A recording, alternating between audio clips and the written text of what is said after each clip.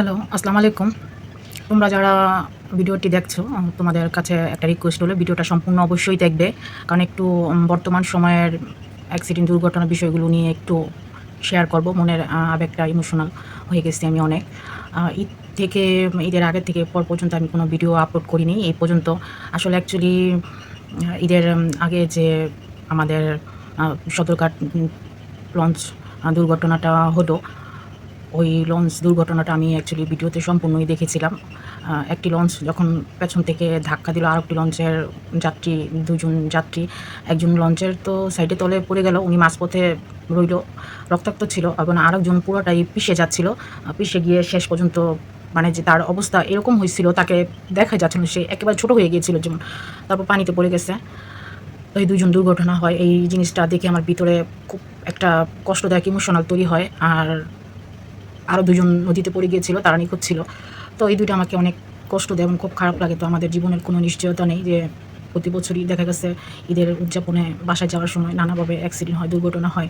কিন্তু এটা খুব কষ্টদায়ক ছিল। তার যেই ঘর্ষণটা লেগেছিল খুবই মানে এমন মনে হচ্ছিল আমার যে আমি নিজে পিষে যাচ্ছি এবং কষ্ট পাচ্ছি। আমার অনেক খারাপ লাগছে। তারপর থেকে আমি আরও ভেঙে পড়ি। তো এখন যে ৩ দিন আগে দৌলতদিয়ার বাস ফেরিতে বাসটা আরকি পড়ে গেল। আমি ওই ভিডিওটা সম্পূর্ণ দেখেছি ১ম থেকেই।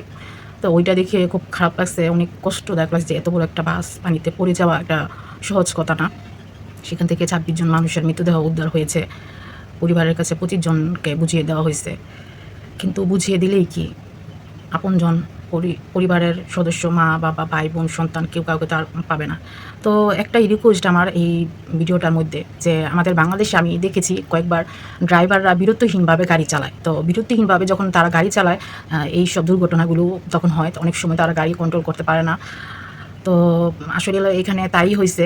কেউ তো ইচ্ছে করে এই কাজ করে না। কিন্তু বিরতিহীন তার ড্রাইভিংয়ের কারণেই মনে হয় ফেরিতে এসে সে নিয়ন্ত্রণ হারিয়ে ফেলে। তো এই ঘটনা আসলে কাম্য নয় বা আশা করার মতো না। আমার খুব কষ্ট, আমি অনেক কষ্ট পাইছি, অনেক খারাপ লাগছে। ভাবতেও পারি না যে আমাদের জীবনের কোনো মানে মূল্য বলতে কোনো কিছু নাই। যেই কোনো সময়, যেই কোনো মুহূর্তে, যেই কোনোভাবে হয়তো মানে জীবনটা চলে যেতে পারে ছোট, ছোট কিছু ভুলের জন্য। তো আমাদের অবশ্যই ড্রাইভারদের বিরতিহীনভাবে গাড়ি চালানোর জন্য ব্যবস্থা করতে হবে যাতে ভবিষ্যতে আর এরকম দুর্ঘটনা না হয় এবং বাপ-মা তাদের সন্তানকে না হারায় এবং ছোট, ছোট সন্তান যাতে তাদের মাতা-পিতাকে না হারায়। তো তোমরা কারা, কারা এই দুর্ঘটনাগুলো দেখেছো চোখ দিয়ে এবং তোমাদের মনে খুব কষ্ট লেগেছে এবং তোমরা কী চাও বাংলাদেশের যোগাযোগ ব্যবস্থা, যাতায়াত ব্যবস্থা কীরকম উন্নতি হওয়া দরকার, কী করা উচিত, আসলে ভুলটা কোথায়?